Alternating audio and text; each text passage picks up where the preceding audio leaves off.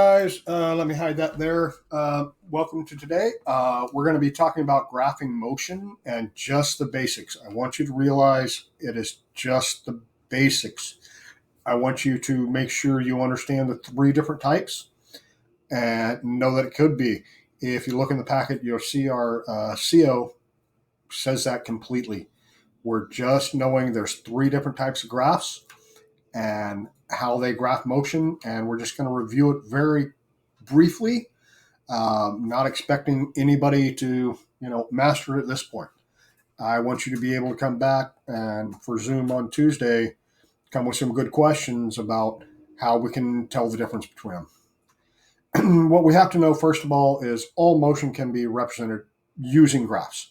I know it looks complicated, and I'm not going to lie, this is one of the hardest things you're going to work with this year, but we'll get through it.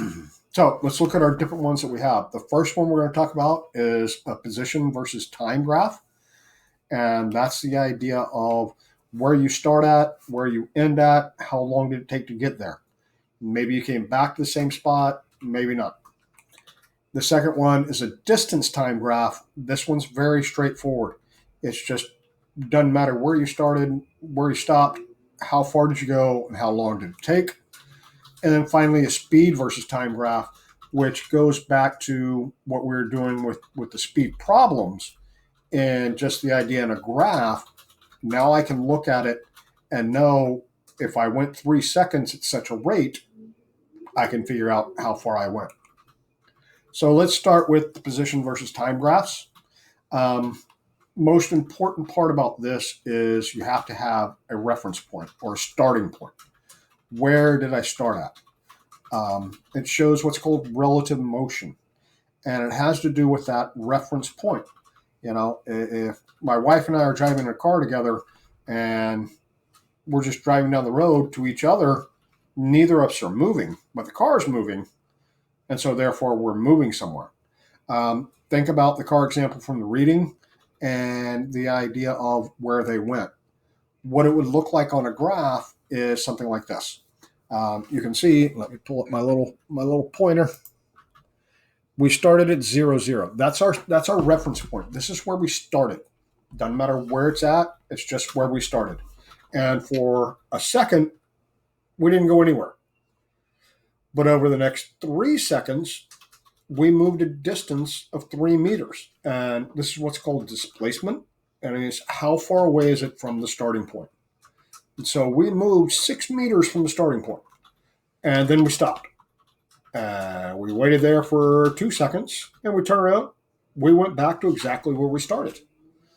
And so that's what this shows, is that arc is not just the idea of speed, but where you're at over a certain amount of time. Next one is the distance versus time graph. This one we do not need a reference point for. This is the whole idea of how far did I go, how long did it take to get there. Doesn't matter if you stopped or not, anything like that. When I look at examples, I talk about when I go see my son in Oklahoma. It's about 500 miles, thereabouts. I think it's 522 exactly from my door to his door, but we won't get into that. But it takes me about 8 hours to get there. Now, during that 8 hours, I have to stop and get gas. I have to get something to eat, do things like that. But when I look at a distance time graph, it doesn't account for those. It's just the idea of how far did I go, how long did it take me. Doesn't matter if I travel in a circle, referring back to the displacement. It's just how far did I go, how long did it take to get there. And what it looked like on a graph is this, and you're just looking at the distance. Doesn't matter direction, doesn't matter anything like that. How far did I go? How long did it take me to get there? Now, our last one is the speed time graph. This is just about how and when you moved. Goes back very much to our speed problems. If you watched the video earlier on me doing speed, I could have stopped halfway through the video and then kept walking, but my speed time graph would have shown me where I was stopped. And that's what the stationary means. It's where I stopped. So what does it all mean? Reading graphs is just absolutely important across all subjects. Science, math, history, they're huge, but it does come into language also when you look at timelines, things like that. Please remember today's only an introduction. We're going to be breaking down all the different types to try and help you understand each one better. But what I want you to be able to do, if you got your packet in hand or if you're just watching the video, make some notes. Tomorrow at Zoom, bring those questions in. I need to know the better ways to answer them. We want the Zoom to be interactive. So I hope this helps. I know it's early and it's just a start. And remember that. If you're a bit confused, don't worry.